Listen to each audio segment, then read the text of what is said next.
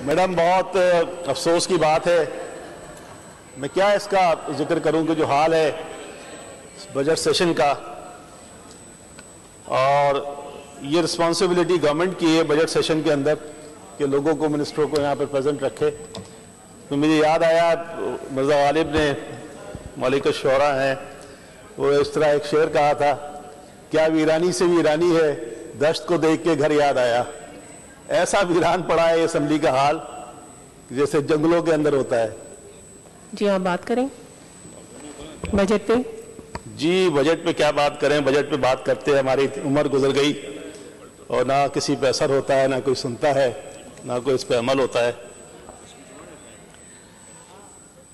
Madam, आपको यहाँ देख के वैसे बड़ी हमें खुशी हो रही है, बड़ा ऑर्डरली आप कंडक्ट कर रही हैं इसको, और हमें इसकी भी खुशी है कि जनाब आगा साहब गवर्नर हाउस में बैठे हुए हैं। उनको किसी सिक्योरिटी क्लियरेंस की जरूरत नहीं है। हमारी जो नॉमिनी थी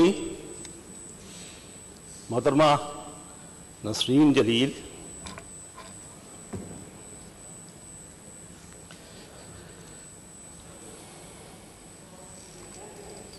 बानियाने पाकिस्तान की औलाद,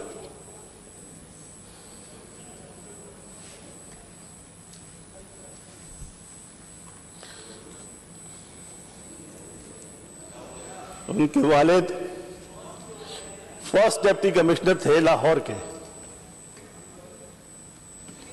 ये उस वक्त की बात है जब वहां से माइग्रेशन हो रही थी। उस आदमी ने जिंदगी की अपने सारे कीमती वक्त लगा के लोगों को आबाद किया, लाहौर को आबाद किया। आज भी वहां दो बस्तियां हैं, समनाबाद की, गुलबर्ग की, जो उस आदमी ने आबाद की थी।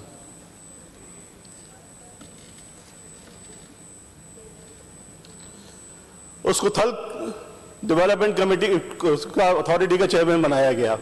उसने मियांवाली से लेकर बखर तक पूरे इलाके को आबाद कर दिया। नया शहर आबाद किया जोराबाद के नाम से। फिर पीआईए का फर्स्ट मैनेजिंग डायरेक्टर था।